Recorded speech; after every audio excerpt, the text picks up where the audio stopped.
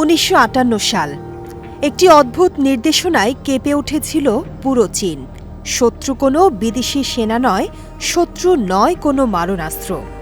একটি দেশের সরকার যুদ্ধ ঘোষণা করেছিল মাত্র কয়েক গ্রাম ওজনের নিরীহ এক পাখির বিরুদ্ধে। নাম তার চড়ুই। চীনের তৎকালীন সর্বময় ক্ষমতার অধিকারী মাও সেতুং লক্ষ্য করলেন দেশের চড়ুই পাখিরা ক্ষেতের ধান আর শস্য খেয়ে ফেলছে।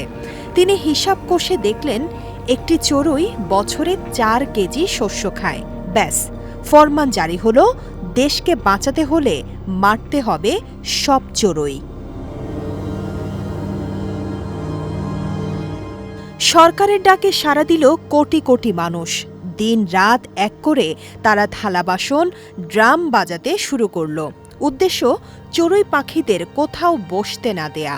ভয়ে আর ক্লান্তিতে উঠতে উঠতে আকাশ থেকেই মাটিতে আছড়ে পড়তে লাগল লাখ লাখ চড়ুই।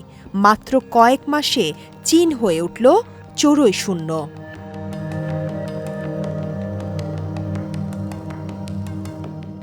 মাও সেতুং চড়ুই মারার নির্দেশ দিয়ে অর্থনীতি বাঁচাতে চেয়েছিলেন, কিন্তু তিনি প্রকৃতির একটি সহজ নিয়ম ভুলে গিয়েছিলেন।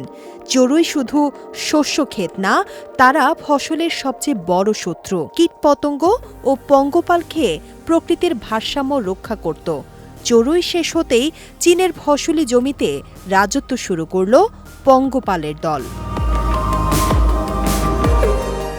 পঙ্গপালের আক্রমণে নিমেষেই উজাড় হয়ে গেল পুরো চীনের মাইলের পর মাইল ফসলি জমি, যার পরিণতিতে দেখা দিল ইতিহাসের সবচেয়ে ভয়াবহ এবং মানবসৃষ্ট দুর্ভিক্ষ, দ্য গ্রেট চাইনিজ ফেমিন। খাবারের অভাবে রাস্তায় মরে পড়ে রইল লাখ লাখ মানুষ। সরকারি একটি ভুল আর্থিক ও পরিবেশগত সিদ্ধান্ত কেড়ে নিল প্রায় 3 থেকে 4 কোটি মানুষের প্রাণ।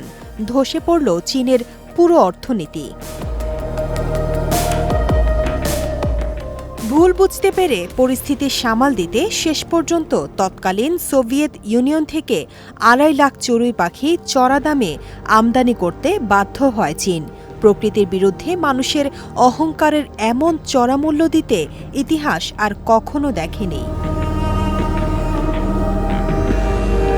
একটি ছোট্ট পাখির ওপর চালানো সরকারি নিষ্ঠুরতা কিভাবে একটি আস্ত পরাশক্তিকে ভিখারি বানিয়ে দিতে পারে, মাও সেতুংয়ের এই চড়ুই নিধন অভিযান তারই এক জীবন্ত দলিল।